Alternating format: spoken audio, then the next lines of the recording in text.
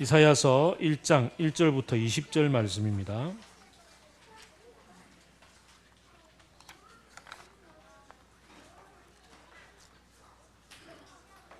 이사야서 1장 1절부터 20절 말씀.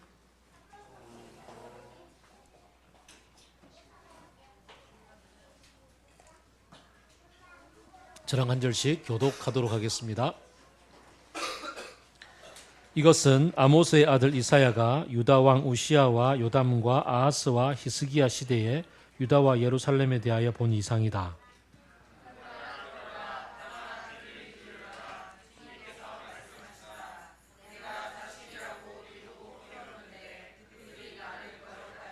소도 제 임자를 알고 나귀도 주인이 저를 어떻게 먹여 키우는지 알건만은 이스라엘은 알지 못하고 나의 백성은 깨닫지 못하는구나.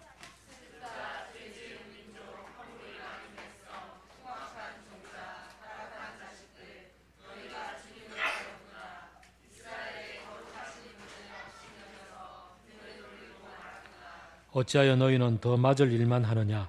어찌하여 여전히 배반을 일삼느냐? 머리는 온통 상처투성이고 속은 온통 골병이 들었으며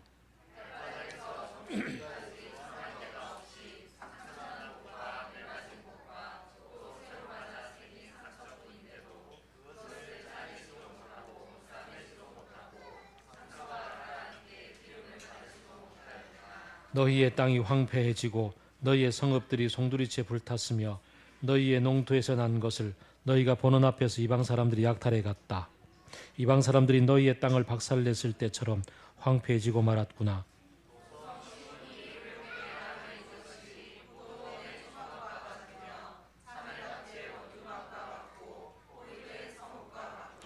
만군의 주님께서 우리 가운데 얼마라도 살아남게 하시지 않으셨다면 우리는 마치 소돔처럼 되고 고모라처럼 될 뻔하였다.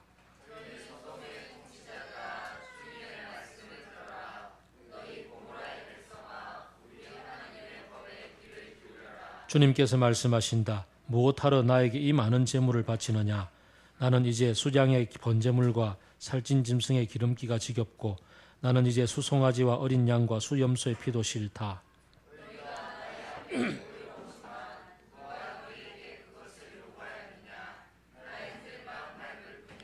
다시는 헛된 재물을 가져오지 말아라. 다 쓸모없는 것들이다. 분향하는 것도 나에게는 역겹고 초하루와 안식일과 대회로 모이는 것도 참을 수 없으며 거룩한 지표를 열어놓고 못된 짓도 함께하는 것을 내가 더 이상 견딜 수 없다.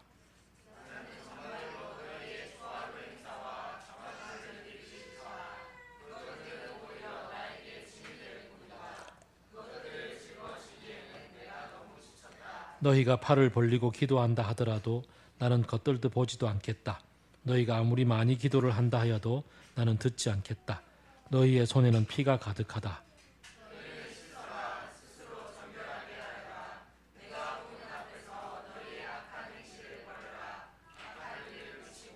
옳은 일을 하는 것을 배워라. 정의를 찾아라. 억압받는 사람들을 도와주라. 고아의 송사를 변호하여 주고 과부의 송사를 변론하여 주어라.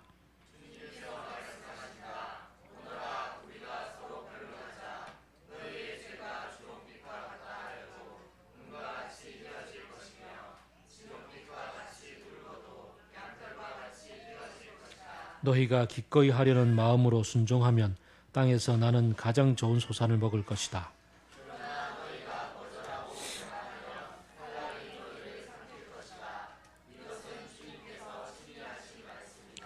아멘. 오늘부터 이사야서의 말씀을 같이 묵상을 하려고 준비를 해보았습니다. 이사야의 소명에 관해서는 어떻게 또 아시고 사무엘 선지자가 미리 오셔서 6장의 사건을 가지고 말씀을 지지난주에 전해주셨죠. 그래서 참 감사합니다. 아모스의 아들 이사야가 이렇게 얘기를 하죠. 1절에서 아모스는 아모스 선지자가 아니고 그냥 영이 처리하듯이 그냥 아모스입니다. 일반적인 아모스의 이름. 그러니까 이사야의 아버지는 아모스입니다. 왕족인 것 같습니다. 왕족이어서 그가 왕궁에서 예언을 하는데 별 불편함이 없었던 것 같습니다. 이사야는 꽤나 좀 오래 살아서 유다 왕의 우시야, 요담, 아하스, 히스기야 시대에 같이 걸쳐 살았고 예언을 했다라고 1절에서 이야기를 하죠. 자, 이스라엘의 역사 이야기를 잠깐 해야 또 이 얘기가 또 감이 잡히겠죠. 그래서 이스라엘 잠깐 보겠습니다. 요거 말고 다른 사진. 네. 이스라엘이 지금 어디쯤 위치해 있는가 보면 여기가 지중해고 여기가 이집트, 북아프리카죠. 여기가 터키잖아요. 여기 그리스고 여기가 이란, 이라크, 여기가 쿠웨이트, 사우디아라비아, 요르단, 시리아, 레바논, 이스라엘 이렇게 되어 있죠. 지금 현재 대충 어딘지 위치가 잡히잖아요. 요 이스라엘, 여기가 중동이라고 일컬어지죠. 중동 지역. 중동 지역을 보면 여기 이집트가 있고 여기 이란, 이라크가 있잖아요. 이란, 이라크 지방이 고대로 친다면 고대 문명 발생지 중에서 티그리스, 유프라테스 강이 흘러서 쿠웨이트만으로 흘러 들어가는 비옥한 땅이죠. 고대 문명 발생지고 그 다음에 이집트도 고대 문명 발생지고 그 다음에 또 하나가 또 있으면 여기 밑에 내려가면 인도 그 다음에 또 하나 더 가면 중국의 황하쯤 되겠죠. 그래서 고대 4대 문명 발생지라고 얘기합니다. 그 중에 보면은 여기 메소포타미아 지방과 이집트 사이를 이렇게 연결해주는 지정학적인 아주 중요한 자리가 이스라엘 자리죠. 뭐 젖과 꿀이 흐르는 땅이라고 일반적으로 알려져 있는 가나안, 팔레스틴, 이스라엘을 실제로 우리가 지도로 보면은 여름 건기 때는 뭐 거의 풀 한 폭이 보이지 않는 아주 광야 지대죠. 그런데 어떻게 여기를 젖과 꿀이 흐르는 땅이라고 얘기하는지 조금 알 수가 없을 그런 의문이 들기도 합니다. 어쨌든 여기에서 벌어진 얘기입니다. 자, 그런데 이 지역과 이 지역의 세력의 중간에 있기 때문에 거의 역사적으로 보게 되면 여기가 세력이 팽창하면 이쪽으로 넘어가려고 하고 여기가 세력이 팽창하면 이쪽으로 올라가려고 하고 그래서 전쟁터가 대부분 여기서 펼쳐지죠. 우리나라 일본과 중국, 일본과 러시아 전쟁할 때 한반도에 전쟁했던 것처럼 전쟁터가 되게 많이 벌어졌습니다. 다음 사진 볼까요? 자, 조금 더 확대해서 봤는데요. 여기 보게 되면 여기가 이집트, 여기가 이제 메소포타미아겠죠. 그럼 이렇게 이스라엘이 펼쳐지는데 여기 위에 여기 잘 안 보이는 지역 여기가 갈릴리 호수 쭈루룩 요단강이 흘러서 여기가 사해 그리고 여러분이 대충 색깔로 보면 여기가 조금 더 연하잖아요. 여기가 좀 계곡이겠죠. 그러면 여기 갈릴리 호수 좀 더 위쪽에 보면 헐몬산이라고 아주 높은 산이 있어요. 만년설이 있는. 여기 눈이 녹아서 갈릴리 호수를 만들었다가 요단강을 따라 흘렀다가 사해를 거쳐서 그리고는 쭉 흘러서 여기 아카바만 쪽으로 흘러내려가야 되겠죠. 자, 이렇게 흘러내려가야 되는데 중요한 거는 여기가 해하 400m 정도의 고도, 이 사해 지역이. 그럼 여기가 뭐 해발 지표면이니까 뭐 여기 바다니까 0일 거라고 보면은 0-400이니까 여기가 제 아무리 낮아도 이 물이 일로 흘러갈 수가 없겠죠. 그래서 여기는 약간 그냥 골짜기만 되어 있고요. 이 물은 자연 증발하고 흘러내려왔던 광물들은 남아서 이렇게 농도가 높아져서 여기 가면 수영 못해도 둥둥둥 떠 있습니다. 뭐 그런 정도. 요즘은 뭐 제가 하도 많이 말씀을 드려서 잘 여러분이 외우고 계시겠지만 이스라엘이 관계 농업을 하잖아요. 여기 척박한 땅이니까 여기 갈릴리에서 전부 이제 호수를 꼽아서 다 물을 공급해요. 각지에. 그래서 스프링쿨러 이런 걸로 이제 막 물을 뿌려가지고 농사를 짓기 때문에 여기서 물이 거의 다 뽑아져 나가니까 요단강을 따라 흘러내려갈 물이 없어요. 그래서 요즘 가보면 요단강은 옛날에는 아주 맑고 깨끗한 엄청난 강이었는데 낙동강 같은 강이었는데 요즘 요단 또랑이라 그럽니다. 그래서 금정구 우리 집 앞에 그 조그만 천 있잖아요. 그 정도도 될까 말까 한 정도가 대부분. 그래서 이 넓은 사해가 요즘은 자꾸 줄어들어서 요만큼은 없어졌어요. 그리고 조그만큼 남아있는데 이것도 자꾸 없어질 것 같아요. 그리고 요 근처에는 소금 지역이 되게 많고요. 요 밑에는 구리가 되게 많아요. 뭐 그런 정도 얘기를 해보면, 옛날에 청동기 시대 같으면 여기 동네라든가 여기 동네에서 이 구리 얻으려고 막 쳐들어와서 장악을 했을 거 아니에요. 뭐 그런 정도도 생각해 볼 수가 있겠습니다. 그 다음, 요 동네가 메소포타미아 지방의 제국이 형성될 만한 곳이고, 여기 이집트가 제국이 있으니까 여기는 맨날 전쟁터였는데, 역사가 흐르다 보면은 서로 제국이 교체가 되는 시기가 발생하잖아요. 그래서 이 동네도 힘이 약하고 이 동네도 힘이 약하면, 이 동네가 대신에 강하면 어떤 일이 벌어지냐면 양쪽을 연결해서 무역로를 장악을 해서 돈을 벌 수가 있겠죠. 우리가 한반도가 통일이 되면 그 유라시아 철도와 해양을 연결해서 그 철의 실크로드 이런 걸 통해서 돈을 벌 수가 있어요. 그런 거 생각해 보면 이 동네가 돈을 많이 벌 수가 있죠. 이 동네가 가장 강력했던 때가 이 다윗 왕이 여기서부터 시작해서 여기까지 전체를 통일을 시켰고, 그러니까 지금은 이스라엘이 요 요단강 서쪽 지역만 장악을 하고 요단강 동쪽 지역은 요르단인데요. 그때는 요만큼 다 차지했었어요. 그리고 솔로몬 때 가장 컸고 제일 나라가 부궁했었죠. 솔로몬, 그래 솔로몬 아주 유명합니다. 근데 솔로몬이 죽고 나서 두 아들이 아주 그냥 곤조 부리다가 찢어지잖아요, 나라가. 그래서 남쪽 유다는 요만큼 차지하고 북쪽 이스라엘이 요만큼 차지합니다. 제국의 무대 속에서는 이스라엘이 큰 나라가 되고 유다는 한 부족, 이스라엘 12부족 가운데서 한 부족, 유다 부족만 자기들끼리 독립해서 여기를 차지하고 나머지 11부족은 여기를 차지하고 나라가 되었습니다. 이런 상태가 쭉 이어지다가 나중에 여기 북쪽에서 아수르가 등장해서 아수르가 쭉 세력을 팽창을 할 때 제일 먼저 직격당을 맞았던 때가 북쪽 이스라엘. 그래서 북쪽 이스라엘이 아수르에게 제일 먼저 망하고 남쪽 유다는 조공을 바치는 신세로 살다가 아수르가 망하고 아수르 뒤에 바벨론이 등장하죠. 바벨론이 등장할 때 바벨론에게 유다가 맞서다가 유다까지 초토화되고 여기가 전부 식민지로 끌려가서 바벨론 포로 70년을 지내는, 그리고는 돌아왔을 때가 대충 알렉산더가 이제 등장할 때가 됩니다. 알렉산더 아시죠? 알렉산더는 앞에 그림 가면 그리스 여기 마케도니아 출신이죠. 터키 지방을 장악하고 있던 이게 왕하고 전쟁해가지고 이겨서 여기를 장악을 하고 내려와서 여기 장악하고 이집트 장악하고 그리고는 원정대에 이끌고 인도까지 갔다가 오다가 죽었잖아요. 알렉산더가 여기 전체를, 여기를 오리엔트라 그러는데 여기 전체를 통일했단 말이죠. 통일하고는 죽고 나니까 그 다음 나라가 장군들이 여기 쪼개고 여기 쪼개고 여기 쪼개고 여기 쪼개가지고 네 군데로 다스리다가 그리스 옆에 있는 로마가, 이탈리아 반도 로마가 쫙 정리하죠. 그래서 로마 제국 이렇게 얘기가 펼쳐지고 로마 제국이 들어섰을 때 예수님이 여기서 탄생합니다.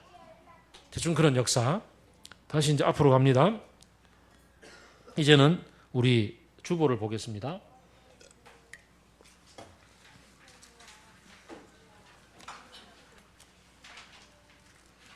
역사 공부를 오늘 조금 합니다.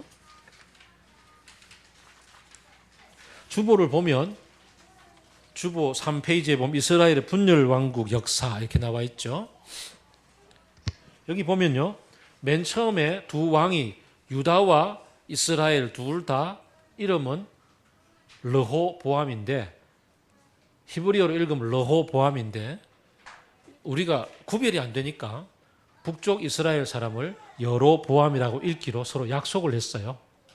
그래서 이름은 똑같아요. 출발은 똑같이 했는데 어쨌든 930년. 근데 남쪽 유다는 다윗의 혈통을 이은 왕들이 쭉 이어져 가는 반면에 북쪽 이스라엘은 다윗의 반역을 해서 이제 여로보암이 반란을 일으켜서 북쪽 나라를 쪼개갔기 때문에 그때로부터 정통성 시비에 휘말려서 툭하면 쿠데타 그렇습니다. 그래서 그 여로보암이 930년부터 언제까지 다스리냐면 909년까지 다스려요. 그러면은 910년이라 보고 예후가 일어날 때가 그 840년이니까 약 50년 동안에 여로보암 다음에 나답, 바아사, 엘라, 시므리, 디브니, 오므리, 아합, 아하시야, 요람 9개 왕이 들어섰죠. 몇 년 동안에? 50년 동안에 대충 10개의 왕이 10개가 아니지 10명의 왕이 등장을 했으면 평균 5년 정도 다스렸을 텐데 그중에 아합이 몇 년 다스렸어요? 874에서 853 약 20년 다스렸단 말이죠. 그러면은 나머지는 더 작겠죠. 그러니까 뭐 3, 4년마다 계속 쿠데타 일어납니다. 그 중에서 특별히 중요한 사람이 오므리가 오므라이스하고 좀 비슷하죠. 오므리가 그 여로보암 이후에 나답, 바아사, 엘라, 시므리, 디브니까지의 반란 전체를 평정하고 오므리부터 요람까지는 같은 왕조입니다. 오므리의 아들의 이름이 아합이고 아합의 부인이 그 유명한 이세벨이죠. 그 유명한 오므리 왕조를 형성을 합니다. 아합 그 지도가 어디 갔나요? 하나 더 가보면 이스라엘이 솔로몬 시대의 그 영광을 차지해야 되죠. 솔로몬 시대의 영광은 교역 중심지였습니다. 교역 중심지는 여기와 여기를 연결하는 교역, 지중해와 그다음에 인도를 연결하는 교역. 인도를 연결하려고 하니까 여기 에시온 게벨, 여기가 항구가 있죠. 이 항구가 중요해요. 그리고 지중해 변에도 항구가 중요하죠. 제가 여러분에게 자주 얘기했던 것처럼 이스라엘 지역에는 항구가 없어. 그러면 여기에 있는 두로와 시돈의 항구를 이용할 수밖에 없어서 그래서 아합의 부인은 두로의 공주 이세벨을 데리고 결혼 정책을 펼쳐서 여기 항구를 확보합니다. 이게 이세벨 그 유명한 바알 숭배의 본거지가 되는 거지요. 그러다가 그 아합 왕조의 그 바알 숭배를 깨뜨렸던 사람이 쿠데타의 주인공이 예후입니다. 예후.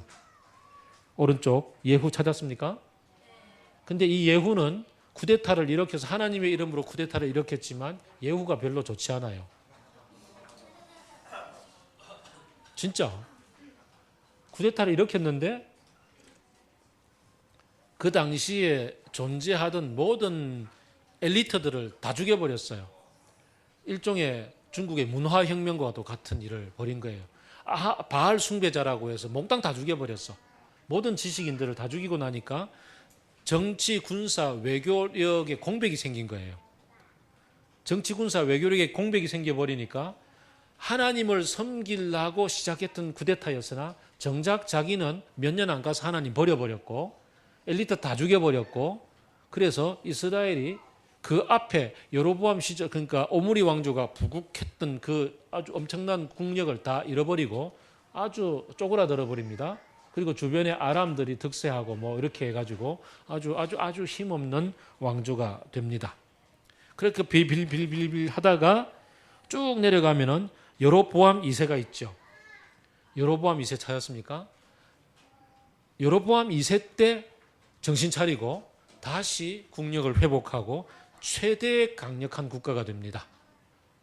최대로 강력한 국가가 되고 그쯤 되었을 때 왼쪽으로 가보게 되면은 왼쪽에 가게 되면은 그 여로보암 2세 때가 누구냐 하면은 대충 나이로 따지니까 우시아가 되죠. 그렇죠?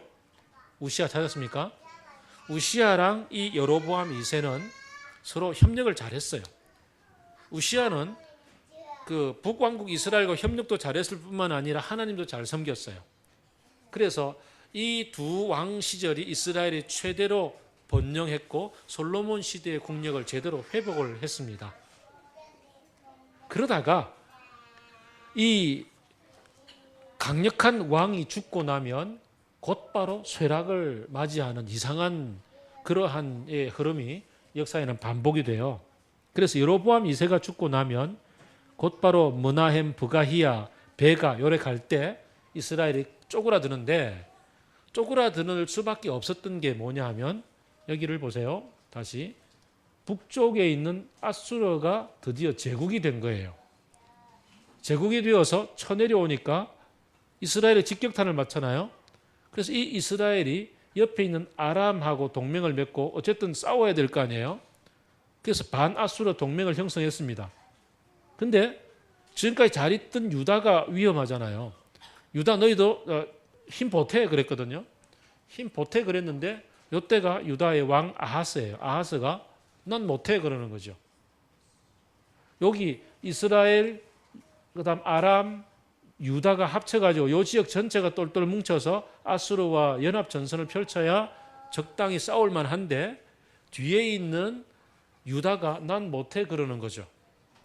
그러고서 이 못해 그러니까 이 두 나라가 연합을 해서 얘를 막기 전에 얘부터 다스려야겠다 그러고 괘씸죄를 적용해서 쳐들어왔어요. 이때 이 왕 이름 베가예요. 베가가 쳐들어왔어요. 그래가지고 얘를 두고 이제 싸운다고 정신없이 이제 할 때, 요때 아하스가 뭐 했냐 하면 제가 여러분에게 여러 번 말씀을 드렸지만 아마 기억을 못할 거예요.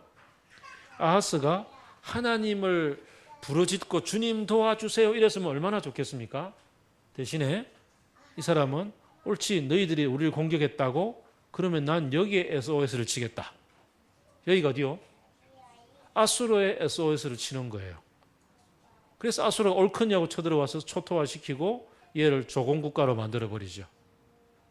꼭 어디서 많이 본 것 같지 않습니까? 옛날에 삼국시대 때 신라가 통일한답시고 당나라 끌어들여가지고 완전히 국토를 반토막 냈던 거 있잖아요. 그죠? 반토막 아니 3분의 1밖에 못 건졌잖아요.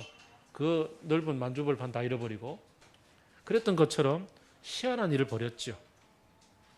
요 시기에 요 아하스가 이런 짓을 할 요 시기에 이사야가 선지자로서 활동을 합니다.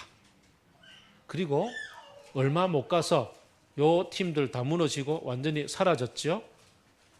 그리고 이 아수르는 진짜 나쁜 놈들인데 이 아수르는 뭐 했냐면은 멸망시켰으면 그대로 그냥 조공이나 받고 할 일이지 여기 있던 애들을 다 옮겨버려요. 식민. 여기 있는 애들을 다른 지역으로 옮겨버리고 다른 지역에 있는 애들 여기로 데리고 오고 완전히 민족을 섞어버려서 민족이 다시는 재기를 못하도록 만들어 버립니다. 그래서 이후로 이쪽 지역 완전히 망하죠. 그리고 이때 식민되어 왔던 사람들이 여기에서 이스라엘 사람들하고 같이 섞여 살았던 사람들이 사마리아인들이 됩니다. 예수님 시절에 사마리아인들 상종도 안 했죠, 그죠? 그러니까 섞였단 말이에요. 이 민족들하고 섞였으니까 너희들은 민족의 정체성을 잃어버렸어. 그러고서 이제 상종도 안 하는 일이 벌어집니다. 자, 그런 정도 얘기하고 오늘 본문을 보겠습니다. 자, 그럴 때 하나님은 이런 상황 가운데 이사야 선지자가 일어나서 활동을 하게 하는데요. 남쪽 유다는 아직은 우시야 왕이 그러니까 왜 지난번에 그 6장 본문 설교를 하셨을 때 6장 1절을 보면 우시야 왕이 죽던 때에 이사야가 소명을 받아서 말씀을 선포하기 시작했다 그랬잖아요.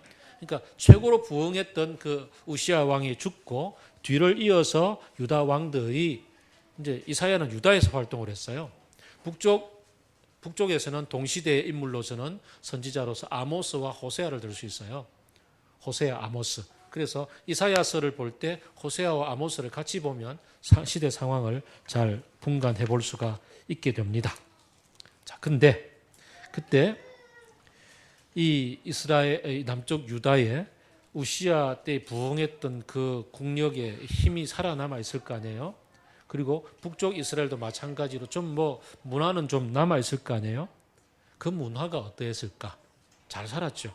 잘 살았는데 아모스서를 보게 되면은 잘 사는 만큼 경제적 불평등이 심각해졌다라고 얘기합니다.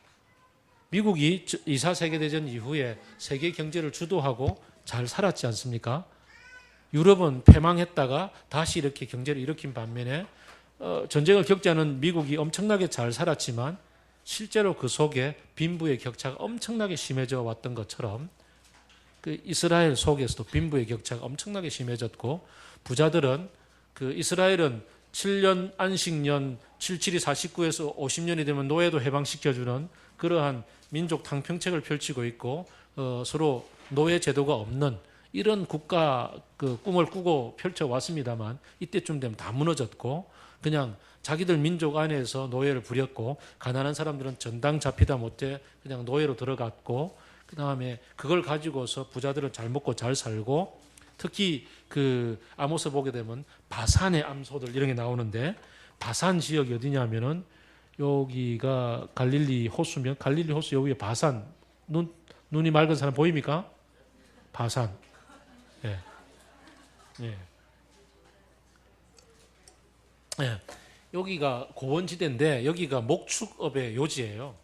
바산의 암소 그러면 육질이 제일 좋아요. 그러니까 그러한 바산의 암소처럼 어떻게 살이 뒤룩뒤룩 찐 사마리아 성에 거하는 바산의 암소들아 그러거든요. 사마리아는 북왕국 이스라엘의 수도 여기 있어요. 수도에 거하는 살이 뒤룩뒤룩 찐 부자 여자들아. 요즘 지금 강남의 뭐 팰리스 타운에 거하는 뭐 타워에 거하는 뭐 이런 것 좀 되겠죠. 너희들은 아침에 상아로 만든 그 당시에 상아로 만든 침대에서 기지개 켜고 일어나자마자 여보 술 가져와 이러면서 남편을 더 부르고 포도주를 더 찾고 또다시 연회다 이러고 또 나가는 이러는 분위기에 살았다고 얘기를 해요. 그리고는 신 한 켤레 값을 받고 그 가난한 사람들을 종으로 팔아넘겼다라고 얘기할 만큼이나 그런 이 처참한 상황이었고요. 이런 상황이 되니까 이 분위기가 남쪽 유다에도 그대로 전달되는 거죠. 그 문화가 어디 가겠습니까? 그런 상황에서 이사야가 예언을 하시는데 2절 볼까요? 하늘아 들어라 땅아 귀를 기울여라. 주님이 말씀하신다. 내가 자식이라고 기르고 키웠는데 그들이 나를 거역하였다. 소도 제 인자를 알고 나귀도 주인을 아는데 이스라엘은 나를 알지 않고 야의 백성은 깨닫지도 못하는구나. 슬프다. 죄 많은 자식들아 라고 이야기하죠. 하나님이 지었고 하나님이 부른 백성이라고 얘기하죠. 특히 구약의 이스라엘은 하나님 나라, 이스라엘이 이꼴 하나님의 나라 이렇게 바로 연결해 볼 수가 있는데요. 그만큼 하나님이 직접 키웠다고 얘기했는데 너희들이 더 이상 내 말을 듣지 않는구나 라고 주님이 슬퍼하시는 목소리, 분노의 목소리까지 어려져 있는 그 눈물 흘리는 목소리가 먼저 들려옵니다. 뒤에 보게 되면은 잘 못 산다라고 얘기하는데 잘 못 사는 것은 좀 얘기가 섞여 있는 것 같습니다. 나중에 아수르가 침공해 왔을 때 얘기가 좀 섞여 있는 것 같고 10절을 보면 이제 본격적으로 부르시는 목소리가 들리는데 호통을 치는 목소리가 들리는데 유다의 지도자를 일컬어서 소돔의 통치자들아 유다의 백성들을 일컬어서 고모라의 백성들아 라고 얘기합니다. 소돔과 고모라는 창세기 14장에 나오는 인류 역사상 가장 타락했다라고 알려져 있는 그러한 대표적인 도시지 않습니까? 인류 역사상 가장 타락한 지명을 거론하면서 너희는 거기에 지도자들이고 백성이다라고 얘기합니다.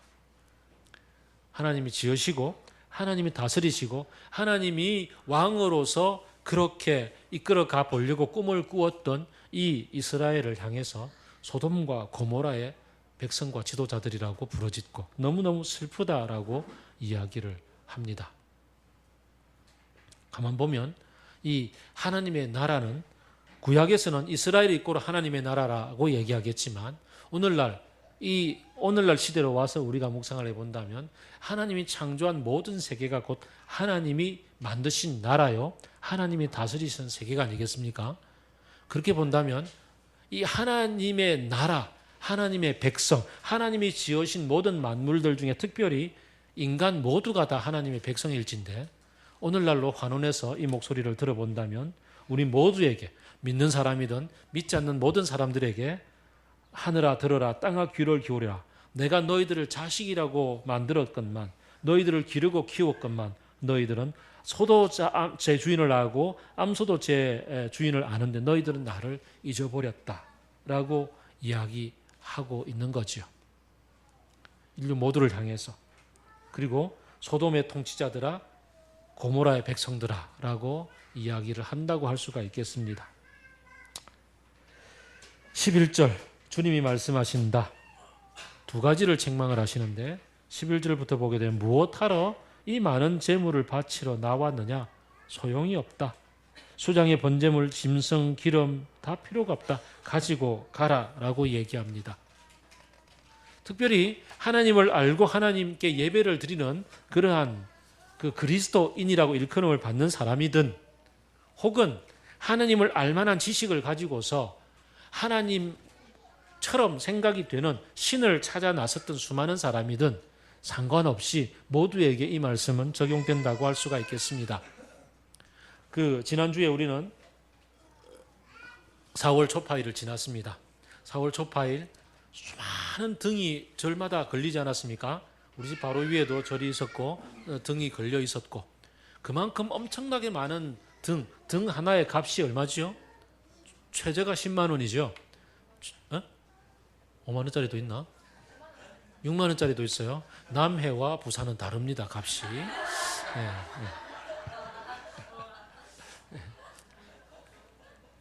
이 동네는 최저 10만 원이더라고. 그러면 해동 용궁사 이런 데 걸려있는 등 곱하기 10, 최소 10만 원만에 돈이 얼마입니까? 자, 그런 거라든가 또 뿐이겠습니까? 뭐 다른 종교 얘기했으니까 우리 종교 얘기도 해야죠. 저기 경기도 모처에 가면은 소모시라는 목사님이 있어요. 소모시라는 목사님은 어디 성도들 신방을 가면 최저 신방비 1,000만 원.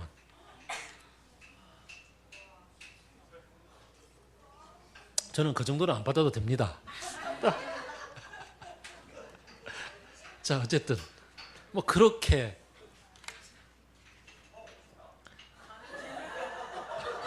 뭐라고?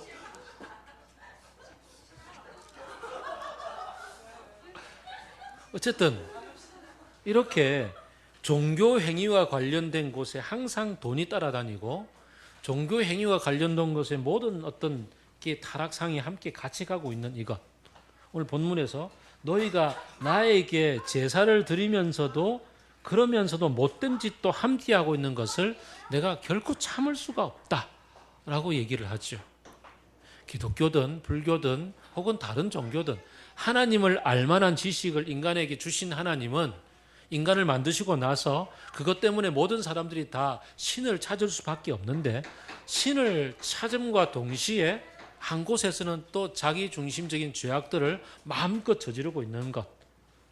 그 중에서도 특별히 이 이사야서는 하나님을 구체적으로 알려주었고 구체적으로 하나님을 예배하라고 했던 이스라엘 사람들에게 또 적용해서 본다면 더더군다나 오늘날 하나님을 알고 있는 교회에 더 엄중하게 적용이 될 수가 있는 겁니다. 이런 것을 난 더 이상 참아 볼 수가 없다. 그러니 좀 그만 좀 했으면 좋겠다. 너희들이 드리는 이 제물, 이 제사, 이 예배 나 지쳤다. 너희들이 팔을 벌려 기도한다고 해서 난 겉들떠 보지도 않겠다. 아무리 많이 철야기도 40일 철야기도 한다고 해도 내가 겉들떠 보지도 않겠다라고 이야기를 합니다. 예배 좀 그만 드려라 이 말이죠. 대신에 내가 너희들에게 찾고 싶은 것은 16절부터 15절 말에서부터 16절을 보게 되면 너희 손에는 지금 피가 가득하다. 그걸 씻어라. 정결하게 하라. 옳은 일을 하는 것을 배워라. 17절 정의를 찾아라. 억압받는 사람을 도와주고 고아의 송사와 변호를 하여 주고 과부의 송사의 변론을 하여 주어라 라고 얘기를 하죠. 삶 속에서 올바름을 행하라.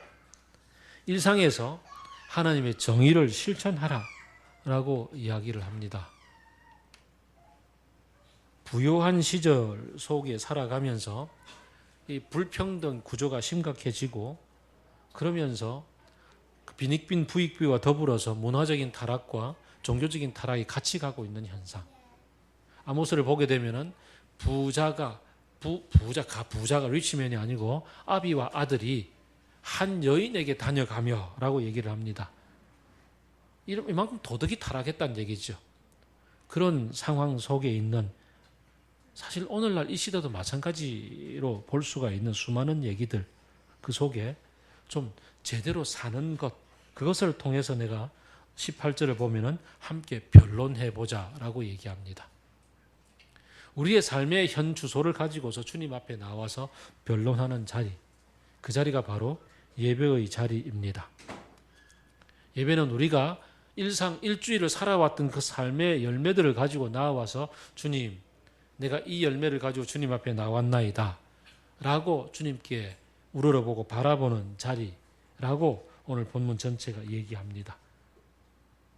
그렇게 행하고 나에게 나왔을 때 너희가 지금까지 지었던 모든 것들이 주홍 같을지라도 내가 눈과 같이 희어지게 만들어 주겠다라고 얘기를 하지요.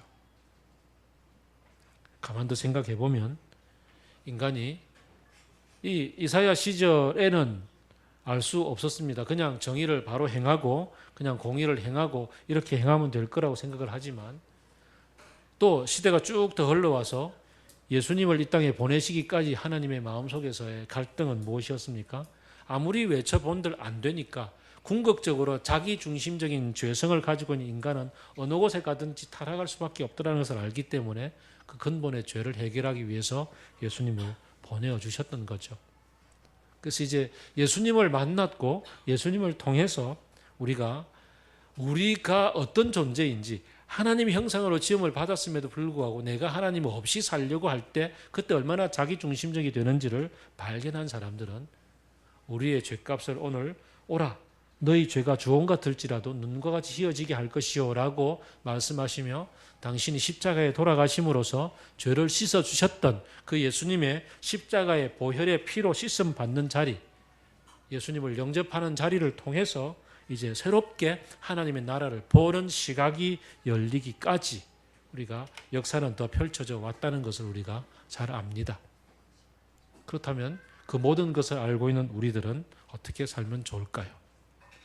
우리의 현실, 우리가 매일매일을 살아가고 있는 일상의 현실은 다름 아닌 하나님의 나라, 하나님이 다스리고 계시는 것이라는 것을 분명히 붙잡고서 일상을 살아가는 데 있어서 하나님의 정의를 실천하는 것, 그럼에도 불구하고 이스라엘 나라와는 조금 다르게 이 시대에는 하나님의 얘기를 명시적으로 하든 하지 않든 상관없이 어떻게 보면 믿지 않는 사람들과 더불어 살아가고 있기 때문에 구약의 이스라엘하고 조금 다르게 이 시대의 삶의 현실 가운데 내 직장 생활, 내 이웃과의 삶, 정치 어떤 생활, 경제 생활, 문화 생활들 가운데서 하나님의 이름을 구체적으로 얘기하지 않는다 할지라도 하나님이 주신 그 삶의 정의, 하나님이 주신 그 삶의 평화, 하나님이 주신 그 사랑을 제대로 얘기하고 살아가는 그 삶을 살아감을 통해서 하나님의 나라가 우리의 현실이라는 것을 그렇게 드러내는 게 우리가 해야 될 일인 거죠. 동시에 하나님의 나라가 우리의 일이라면, 삶이라면 이것을 살아감과 더불어서 이 삶의 현 주소를 가지고 주님 앞에 나와서 공동체 예배를 드립니다. 오늘 본문은 예배를 드리는 현장에 대한 얘기를 합니다. 악을 행함과 동시에 나를 예배하니 못 참겠다는 거지 나의 예배 자체를 못 참겠다고 얘기하는 것은 아니라는 것을 기억해야 합니다. 그래서 우리의 하나님의 나라의 정의를 실천하는 것과 더불어 함께 공동체적으로 나와 드리는 예배를 놓치지 않아야 되는 것 역시 중요합니다. 오늘날 많은 사람들이 가나안 성도로 살아갑니다. 가나안 성도. 가나안은 거꾸로 하면 안 나가죠. 그래서 교회를 안 나가는 성도. 교회에서 함께 공동체로 예배를 드리지 않고 혼자 예배 드리면 되지 뭐라고 생각하는 성도들이 많이 생겨나 있습니다. 그만큼 교회가 타락해 있기 때문에 그렇습니다. 그러나 이 탈교회 현상은 또 다른 부작용을 낳습니다. 하나님이 우리를 공동체로 부르셔서 훈련하고 함께 하나님의 나라의 가치관을 배울 수 있는 자리를 놓치게 만들고 살다 보면 은연중에 내 속에 슬금슬금 찾아와서 나를 유혹하는 그 자기 중심성, 자기 죄를 못 보게 만들고 합리화하게 만드는 일들이 비일비재합니다. 그래서 우리는 이 공동체와 더불어 함께 주님을 예배하는 것과 더불어 일상에서의 정의를 어떻게 펼쳐내며 일상에서 예배를 어떻게 드릴 것인가를 치열하게 같이 고민해야 합니다. 이게 이사야서를 묵상하는 방향입니다. 이사야는 하나님의 백성에게 하나님의 나라의 일상을 어떻게 살라고 도전함과 더불어서 하나님을 어떻게 예배할지를 도전하고 있고, 이제 이사야는 굉장히 길어요. 너무 길어서 우리를 이거 다 묵상을 다 못하긴 하겠지만 전반부, 중반부, 후반부 이렇게 세 부분으로 나누어서 보게 될 때 후반부로 갈수록 이 일상에서의 이 정의와 불공평을 얘기하다가 결국은 예수 그리스도까지 갈 수밖에 없는 하나님의 얘기가 펼쳐집니다. 그런 이 방향을 바라보면서 이사야를 묵상을 하면 좋겠다 생각이 듭니다. 오늘 본문의 마지막 우리 18절 같이 읽겠습니다. 18절 19절 같이 읽겠습니다. 시작.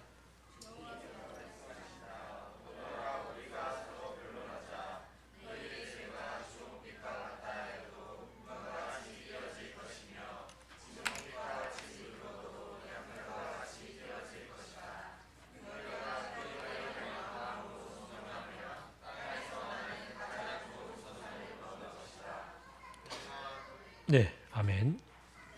하나님이 우리를 부르셔서 함께 변론해보자 라고 얘기합니다. 우리 예배의 자리는 바로 주님 앞에서 주님이 와서 변론해보자 라고 이야기를 하는 자리입니다. 너의 삶의 주소를 한번 꺼내보렴. 그리고 나서 우리의 삶의 얘기들을 듣고서 예수 그리스도의 피로서 씻어주시고 정리해주시고 똑바로 회복시켜주시는 자리이기도 합니다. 또한 우리가 20절 안 읽었죠? 그러나 너희가 거절하고 배반하면 칼이 너희를 삼킬 것이다 라고 경고해 주시는 자리이기도 합니다. 우리가 엉터리로 살았을진데 그 엉터리로 산 것을 지속해 나간다면 너희들이 나를 명시적으로 믿는다고 입으로 믿는다고 얘기한다 할지라도 이 예배 받지 않는다. 그리고 너는 심판의 자리에 떨어질 것이다 라고 이야기하는 엄중한 자리라는 것을 기억해 봅시다. 함께 기도하면서 우리 지난 일주일의 삶을 주님 앞에 내어드립시다. 주님, 돌아봅니다. 내 일주일의 삶을. 주님의 말씀, 사랑과 정의, 공평과 평화를 가지고 살았는지 아닌지 주님 나를 판단하여 주옵소서. 주님 앞에 이렇게 나를 고백하며 올려드리겠습니다. 기도하겠습니다.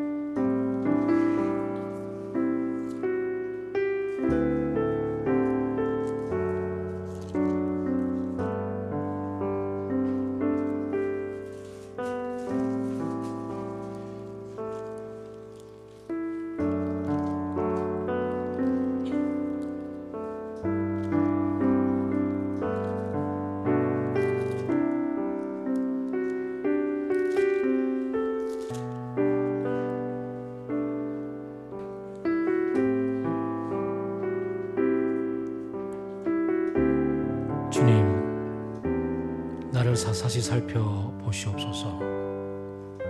내 마음의 중심을 살펴주소서. 나를 철저히 시험해 보시고 내 모든 행위 속에 제가 나쁜 길로 가지 않는지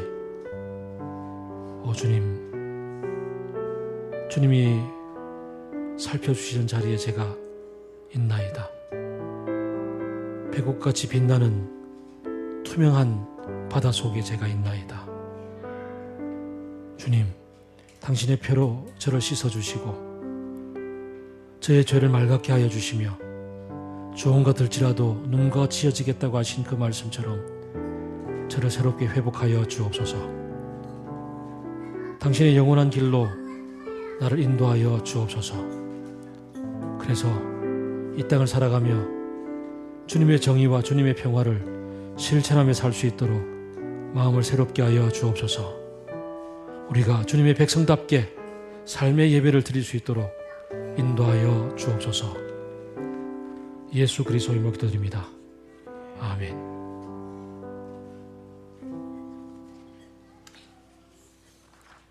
함께 일어나셔서 우리를 드리며 봉헌하겠습니다.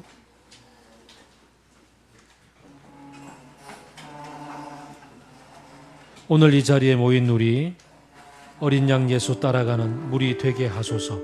성령의 충만함 임재 가운데서 어둡던 우리 눈 밝아지고 주를 보게 하여 주옵소서. 우리 속에 있는 죄악을 제거하여 주시고 당신의 겸손함, 거룩함, 정직함을 보게 하여 주옵소서.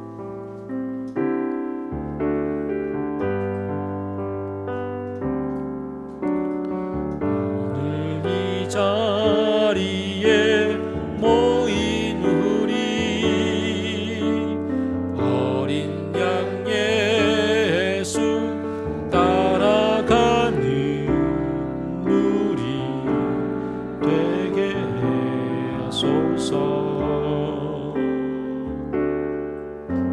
성령의 충만한 임재 안에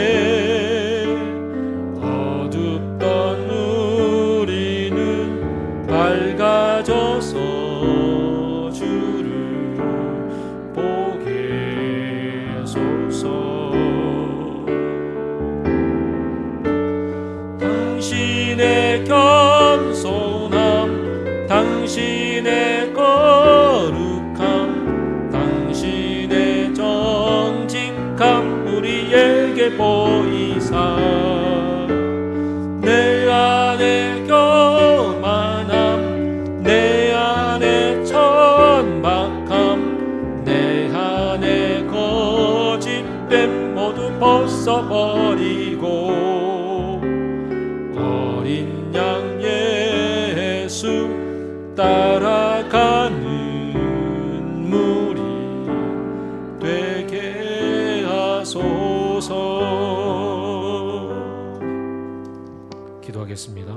하나님 아버지 감사합니다. 주님께 공동체를 모여 예배드리는 가운데 교만함과 천박함과 거짓됨 벗어버리고 주님의 겸손한 정직함, 거룩함, 정의와 평화를 좇는 그런 회복된 마음을 갖게 하여 주시니 감사합니다. 삶의 예배 가운데 주님의 정의를 실천하며 살 수 있도록 우리를 주장하여 주옵소서. 즐거운 휴일을 주셔서 감사합니다. 범사에 감사합니다. 지난 한 달 동안을 지켜주시고 보호하셔서 감사를 드립니다. 어린이날을 즐겁게 보내고 용돈을 많이 받게 하셔서 감사합니다. 이년 동안 가족 여행을 잘 다녀오게 하셔서 감사합니다. 주님 손에 온전히 맡겨드리는 삶이 되게 하셔서 감사합니다. 주님의 다스리심을 좇아서 이렇게 감사의 예물을 드리며 우리의 삶을 주님 앞에 봉헌하여 드립니다. 11조 예물과 주일 예물과 더불어서 우리를 다스리신 주님의 다스림을 고백합니다. 우리 가운데 주님의 나라가 펼쳐지게 역사하여 주옵소서. 이제는 주 예수 그리스도의 은혜와 아버지 하나님의 크신 사랑하심과 성령님의 충만하심과 새로운 세계를 보게 하여 주심과 하나님의 나라를 살아가기 힘주심의 역사가 온전히 주님의 백성답게 살기로 원하는 우리 모든 성도들 위해 지금부터 영원토록 함께하기를 간절히 축원하옵나이다. 아멘.